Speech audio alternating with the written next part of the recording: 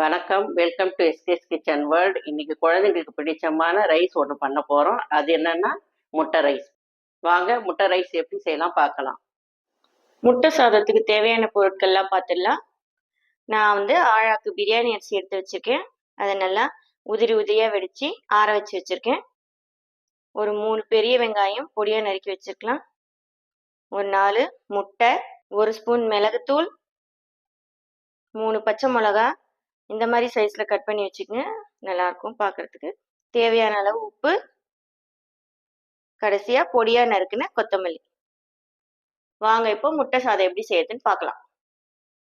ஒரு கடாய் வச்சுக்கலாம். கடாய் நல்லா காஞ்சதும் ஒரு 4 ஸ்பூன் எண்ணெய் ஊற்றிக்கலாம்.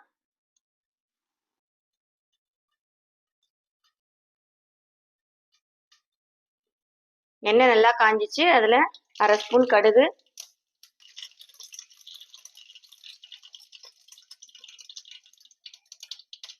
கடுகு நல்லா பொரிஞ்சதும் அதில் நம்ம பொடியாக நறுக்கி வச்ச வெங்காயத்தை சேர்த்துக்கலாம்.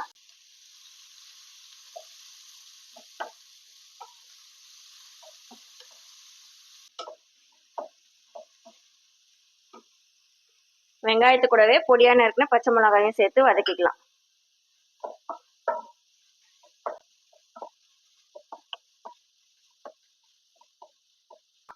வெங்காயமும் பச்சை மிளகாவும் வதங்கத்துக்குள்ள முட்டையை ரெடி பண்ணி வச்சுக்கலாம்.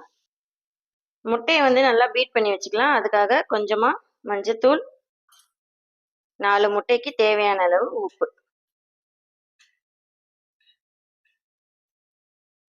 லைட்டாக தண்ணி ஊற்றி இதை உப்பையும் மஞ்சத்தூளையும் கரைச்சிக்கிட்டு அதுக்கப்புறம் நம்ம முட்டையை ஊற்றிக்கலாம்.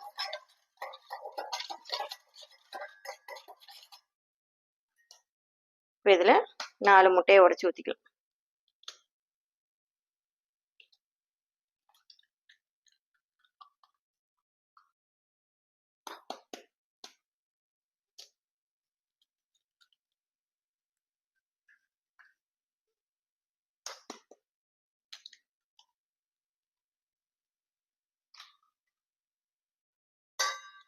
முட்டையை நல்லா பீட் பண்ணி எடுத்துக்கோங்க.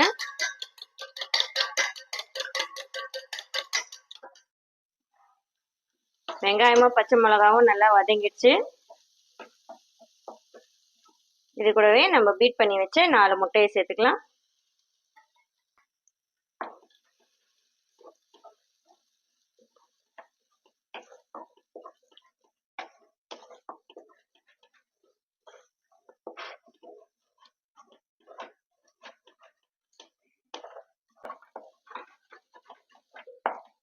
முட்டை ஒரு 5 நிமிஷத்துக்கு நல்லா வறுத்து எடுத்துடலாம்.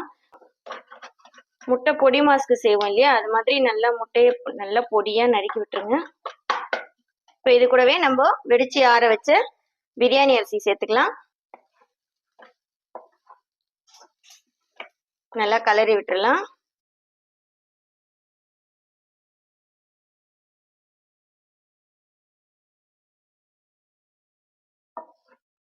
பிரியாணி அரிசி வெடிச்சு நல்லா ஆற வச்சிருங்க, இல்லைன்னா நம்ம இப்படி கலரும் போது அரிசிலாம் உடைஞ்சிடும். இது பிரியாணி அரிசியில தான் செய்யணும்னு அவசியம் கிடையாது, சாப்பாடு அரிசி வெடிச்சும் செய்யலாம்.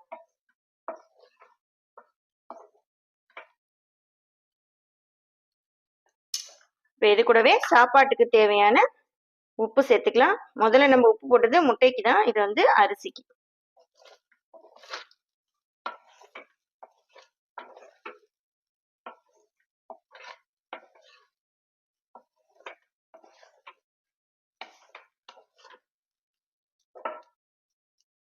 லேசா எடுத்து எடுத்து கிளறி விடுங்க. ரொம்ப அழுத்தி அழுத்தி கிளறிட்டீங்கன்னா அரிசிலாம் உடைஞ்சிரும்.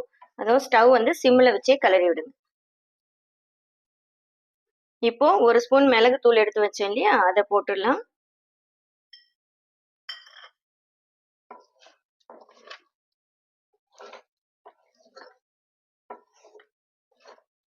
மிளகுத்தூள் போட்டு ரொம்ப நேரமா ஸ்டவ்ல இருக்கக்கூடாது.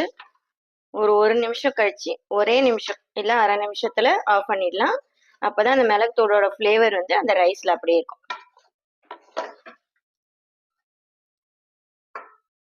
அவ்வளோதான். கடைசியா பொடியா நறுக்கின கொத்தமல்லி தூவி இறக்கிட வேண்டியதுதான். ரொம்ப சிம்பிளான டிஷ் இது.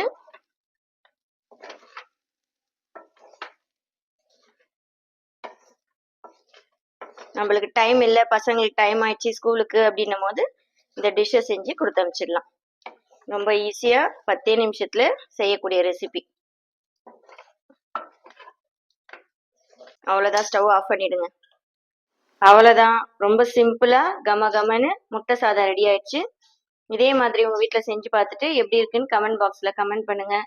மறக்காம எஸ்கேஸ் கிச்சன் வேர்ல்ட் சேனலுக்கு லைக், ஷேர் அண்ட் சப்ஸ்கிரைப் பண்ணி அப்படியே அந்த பெல் ஐக்கானையும் கிளிக் பண்ணிடுங்க. இன்னொரு ரெசிபியில் உங்களை சந்திக்கிறேன். பாய்.